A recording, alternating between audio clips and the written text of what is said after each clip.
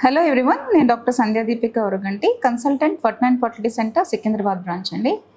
So ఈరోజు నేను కామన్గా ఈ యంగర్ జనరేషన్ ఫేస్ చేసే ప్రాబ్లం ఎండోమెట్రియోసిస్ గురించి మాట్లాడతాను. సో ఇది ఎండోమెట్రియోసిస్ అంటే ఏంటి, దానివల్ల వచ్చే ప్రాబ్లమ్స్ ఏంటి, అది ఏ సిమ్టమ్స్తో పేషెంట్స్ మన దగ్గరికి వస్తారు, దానికి అది ఇన్ఫర్టిలిటీకి ఎలా కారణం అవుతుంది, దానికి ఏ ట్రీట్మెంట్స్ వర్క్ అవుతాయి, ఇవన్నిటి గురించి నేను మీతో డిస్కస్ చేస్తాను. సో అసలు ఎండోమెట్రియోసిస్ అంటే ఏమిటి అంటే, నార్మల్గా యూట్రస్లో 3 లేయర్స్ ఉంటాయి. ద ఇన్నర్ లేయర్, ఆ 3 లేయర్స్లో ఇన్నర్ లేయర్ ఎండోమెట్రియం అంటాము. సో అది గర్భాశయంలో ఉండాల్సిన లేయర్ అన్నమాట. ఒకవేళ ఈ ఎండోమెట్రియం కనుక గర్భాశయంలో కాకుండా వేరే ప్లేసెస్లో ఉంది అంటే ఓవరీస్లో ఉండడం కానీ, లేకపోతే ట్యూబ్స్ మీద పెల్విక్ క్యావిటీలో ఉండడం కానీ ఉంటే దాన్ని ఎండోమెట్రియోసిస్ అంటాం. అంటే ఎక్టోపిక్ ఎండోమెట్రియల్ టిష్యూ, అంటే గర్భాశయం లైనింగ్లో కాకుండా బయట ఈ ఎండోమెట్రియల్ టిష్యూ అనేది ఉంటుందన్నమాట. సో ఇది ఎండోమెట్రియోసిస్ అనే సమస్య. సో ఇది ఏ ప్లేసెస్లో ఉంటే ఎలాంటి ప్రాబ్లమ్స్ క్రియేట్ అవుతాయి అన్నది నేను మీతో మాట్లాడతాను. సో ఈ ఎండోమెట్రియల్ టిష్యూ కనుక సర్వైకల్ రీజన్లో ఉంటే భార్యాభర్త కలిసేటప్పుడు పెయిన్ రావడము, పెల్విక్ రీజన్లో ఉంటే సివియర్ పెయిన్ అనేది వస్తుందన్నమాట. అదే కనుక ఈ ఎండోమెట్రియల్ టిష్యూ యూట్రస్ లేయర్స్లో కనుక, అంటే లోపల కాకుండా మజిల్లో కనుక ఈ ఎండోమెట్రియల్ టిష్యూ ఉంటే దాన్ని ఎడినోమయోసిస్ సమస్య అంటారు. ఇది నార్మల్గా పోస్ట్ డెలివరీస్ అయిన వాళ్ళలో కొంతమందిలో ఉంటుంది, కానీ ఇన్ఫర్టిలిటీ సమస్యతో బాధపడే వాళ్ళల్లో చాలా మందిలో కనబడుతుంది ఎడినోమయోసిస్ సమస్య. అది కాకుండా ఈ ఎండోమెట్రియల్ టిష్యూ ఓవరీస్లో ఉంటే కనుక వాటిని చాక్లెట్ సిస్ట్స్ ఇన్ ఓవరీస్ అని అంటాం.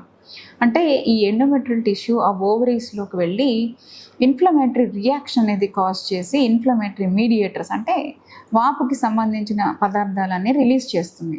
దానివల్ల అవి ఇన్ఫెక్ట్ అయ్యి బ్లీడింగ్ అయ్యి చాక్లెట్ కలర్ సిస్ట్లో మారుతాయి. సో ఎండోమెట్రియోసిస్లో ఈ chocolate cyst in the ovary అంటాం. ఓవరీలో ఉంటే అలా ఉంటుంది.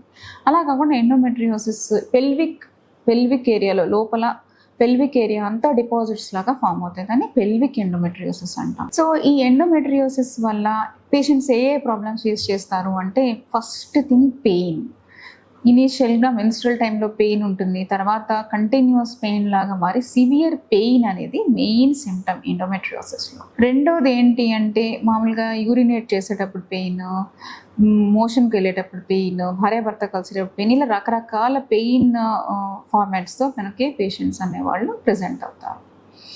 సెకండ్ థింగ్ ఏంటి అంటే, ఎండోమెట్రియోసిస్లో ఇన్ఫర్టిలిటీ సమస్య, అంటే సంతానలేమి సమస్య చాలా ఎక్కువగా ఉంటుంది. ఈ పెయిన్ ఎందుకు ఉంటుంది అంటే, ఈ నార్మల్గా ఎండోమెట్రియల్ టిష్యూ గర్భాశయంలో కాకుండా వేరే చోట్ల ఉన్నప్పుడు ఇన్ఫ్లమేటరీ రియాక్షన్ అనేది కాజ్ చేసి పెయిన్ కాజ్ చేసే ఫైబర్స్ని యాక్టివేట్ చేస్తుంది. అందుకని పెయిన్ సమస్య ఎక్కువగా ఉంటుంది.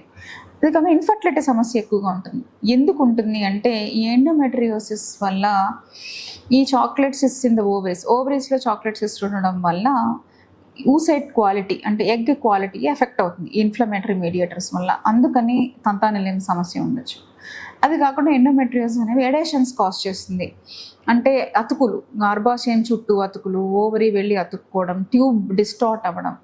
సో ఇవన్నిటి వల్ల కూడా ప్రెగ్నెన్సీలలో సమస్య ఉంటుంది. అతుకులు కాజ్ చేయడము, ఓసైట్ క్వాలిటీ దెబ్బతీయడము, ట్యూబ్స్ని డిస్టార్ట్ చేయడము. సో ఈ సమస్యల వల్ల ఇన్ఫర్టిలిటీ సమస్య అనేది కాజ్ చేస్తుంది ఎండోమెట్రియోసిస్.